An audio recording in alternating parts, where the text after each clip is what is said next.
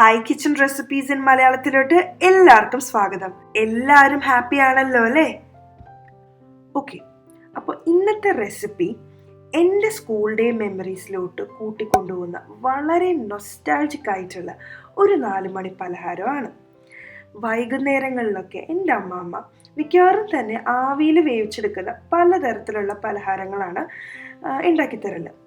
അതിൽ ഏറ്റവും സിമ്പിളും ടേസ്റ്റി ആയിട്ടുള്ളൊരു പലഹാരമാണ് ഇന്ന് ഞാൻ നിങ്ങൾക്ക് ഷെയർ ചെയ്യുന്നത്.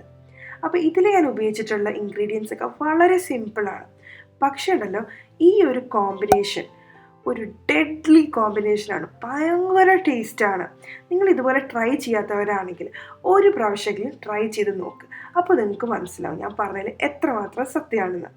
അപ്പോൾ ഇതൊരു ലിസ്റ്റ് ഓഫ് ഇൻഗ്രീഡിയൻസ് താഴെയിൽ ഡിസ്ക്രിപ്ഷൻ ബോക്സിലും ഞാൻ ഇട്ടിട്ടുണ്ട്. ഓരോരുത്തരുടെ ആവശ്യമനുസരിച്ച് ഏത്തപ്പഴം എടുക്കുക. ഞാൻ ഇന്നിവിടെ 3 ഏത്തപ്പഴമാണ് എടുത്തിട്ടുള്ളത്. അത്യാവശ്യം നന്നായിട്ട് പഴുത്ത ഏത്തപ്പഴമാണ്. അപ്പോൾ പഴുപ്പ് കുറഞ്ഞ പഴം എടുത്തിട്ടുണ്ടെങ്കിൽ അത്രയ്ക്കും നന്നായിരിക്കില്ല.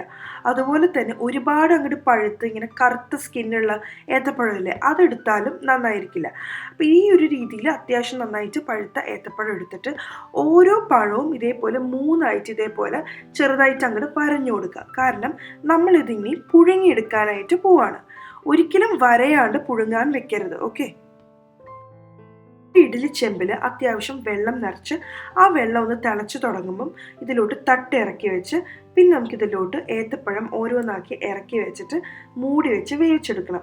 ഏകദേശം ഒരു 15 മിനിറ്റ് മുതൽ 20 മിനിറ്റ് സമയം വരെ മീഡിയം ടു ഹൈ ഫ്ലെയിമിൽ ഇട്ടിട്ട് നന്നായിട്ട് അത് വേവിച്ചെടുക്കണം. അപ്പോൾ നമുക്ക് പഴം പുഴുങ്ങി കിട്ടുന്ന സമയത്ത് നമുക്കിതിൻ്റെ ഫില്ലിംഗ് തയ്യാറാക്കാം. അതിനായിട്ട് ഞാൻ കുറച്ച് ഗ്രേറ്റ് ചെയ്ത തേങ്ങ എടുത്തിട്ടുണ്ട്. അപ്പോൾ ഇതിനൊന്നും പ്രത്യേകിച്ചൊരു കണക്കൊന്നുമില്ല. നിങ്ങൾക്ക് എത്ര തേങ്ങ വേണം അത്രയും തേങ്ങ എടുക്കാം.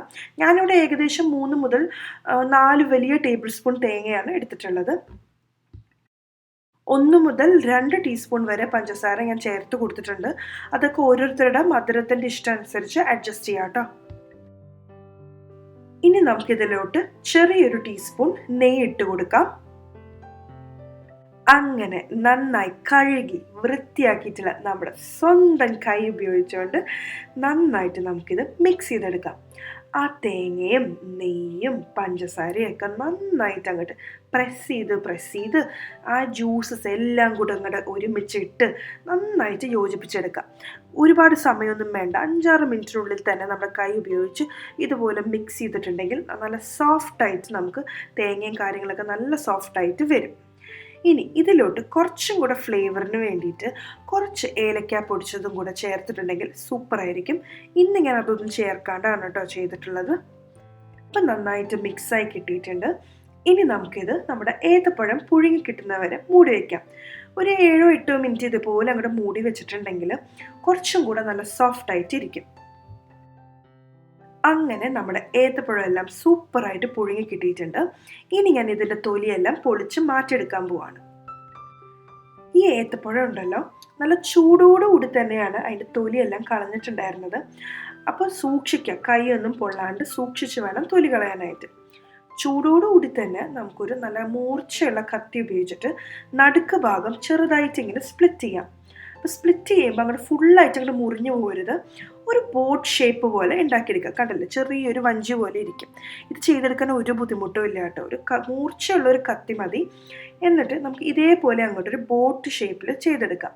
അപ്പം ചിലവർ ഇതിൻ്റെ നടുക്ക് ഭാഗത്തുള്ള ആ കറുത്ത കുരുക്കളുണ്ടല്ലോ, അതെടുത്ത് കളയുന്നവരുണ്ട്. അങ്ങനെ കളയാൻ താല്പര്യമുള്ളവർ കളയാം. ഞാൻ സാധാരണ രീതിയിൽ കളയാറില്ല കേട്ടോ.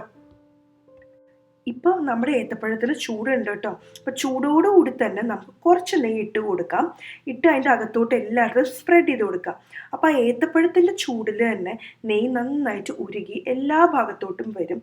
അപ്പം തന്നെ നമ്മുടെ ഏത്തപ്പഴത്തിൻ്റെ ഒരു സ്പെഷ്യൽ സ്മെല്ലായിരിക്കും. പിന്നെ നമ്മൾ നേരത്തെ തയ്യാറാക്കി വെച്ചിട്ടുള്ള നമ്മുടെ കോക്കനട്ട് ഫില്ലിംഗ് അത് നമുക്ക് ഇതിൻ്റെ അകത്തോട്ട് ഇട്ട് കൊടുക്കാം. അപ്പോൾ ഇതിലോട്ട് എത്ര കോക്കനട്ട് നിങ്ങൾക്ക് വേണോ അത്രയും ഇട്ട് കൊടുക്കാം. നിറച്ചും കോക്കനട്ട് ഇടുന്നതാണ് എനിക്ക് ഇഷ്ടം. അപ്പോൾ ഓരോരുത്തരുടെ ഇഷ്ടം അനുസരിച്ച് ഇതിലോട്ട് നമ്മൾ മിക്സ് ചെയ്ത് വെച്ചിട്ടുള്ള തേങ്ങ ഇട്ട് കൊടുക്കാം. അപ്പോൾ ഈ ഏത്തപ്പഴത്തിൻ്റെ ചൂട് പോണതിന് മുന്നേ വേണം കേട്ടോ ഇതെല്ലാം ചെയ്യാനായിട്ട്. കാരണം ഇതിങ്ങനെ ഫില്ല് ചെയ്തതിന് ശേഷം അപ്പം തന്നെ ഇത് സെർവ് ചെയ്യുക. അങ്ങനെ അത് എടുത്ത് മാറ്റി വെക്കുകയല്ല ചെയ്യേണ്ടത്. കാരണം നല്ല ചൂടോടുകൂടി ഇങ്ങനെ ഓരോ പീസ് എടുത്ത് കഴിക്കുമ്പോൾ എന്തൊരു ടേസ്റ്റാണെന്നറിയാമോ. നമ്മളുടെ ഈസി, സിമ്പിൾ, ടേസ്റ്റി, ഹെൽത്തി 4 മണി പലഹാരം റെഡി ആയിട്ടുണ്ട്. നിങ്ങളെല്ലാവരും ഇത് തീർച്ചയായിട്ടും ട്രൈ ചെയ്ത് നോക്കണം. പ്രത്യേകിച്ച് കുഞ്ഞു കുട്ടികളുള്ള വീട്ടിലൊക്കെ ആണെങ്കിൽ കുട്ടികൾക്ക് കൊടുക്കാൻ പറ്റിയ നല്ലൊരു പലഹാരം തന്നെയാണ്. മുതിർന്നവർക്കും ഇത് കഴിക്കാം. കുറച്ച് നെയ്യൊക്കെ കുറവിട്ട് കൊടുത്താൽ മതി. അപ്പോൾ പിന്നെ വലിയവർക്കും ഇത് കഴിക്കാം കേട്ടോ. അപ്പോൾ നല്ല ടേസ്റ്റി ആയിട്ടുള്ള ഈ ഒരു പലഹാരം എല്ലാവരും ട്രൈ ചെയ്ത് നോക്കാത്തവരാണെങ്കിൽ ട്രൈ ചെയ്ത് നോക്കിയിട്ട് ഡെഫിനറ്റ്ലി അഭിപ്രായം പറയാൻ മറക്കരുത്. നിങ്ങൾ ആദ്യമായിട്ടാണ് എൻ്റെ ചാനൽ വരുന്നതും എൻ്റെ വീഡിയോസ് എല്ലാം നിങ്ങൾക്ക് ഇഷ്ടപ്പെട്ടിട്ടുണ്ടെങ്കിൽ താഴെയുള്ള red colour subscribe button click ചെയ്യാൻ മറക്കരുത്. അതിൻ്റെ തൊട്ടടുത്ത് ചെറിയൊരു ബെല്ലൈക്കൺ ഉണ്ട്, അതും കൂടെ ക്ലിക്ക് ചെയ്താൽ മാത്രമായിരിക്കും ഞാൻ എപ്പോൾ ഒരു പുതിയ വീഡിയോ അപ്ലോഡ് ചെയ്യുമ്പോഴും നിങ്ങൾക്ക് നോട്ടിഫിക്കേഷൻ കിട്ടും. നിങ്ങൾക്ക് ഈ വീഡിയോ ഇഷ്ടപ്പെട്ടിട്ടുണ്ടെങ്കിൽ തീർച്ചയായിട്ടും ലൈക്ക് ചെയ്യാനും ഷെയർ ചെയ്യാനും മറക്കരുത്. Thank you so much for watching. By.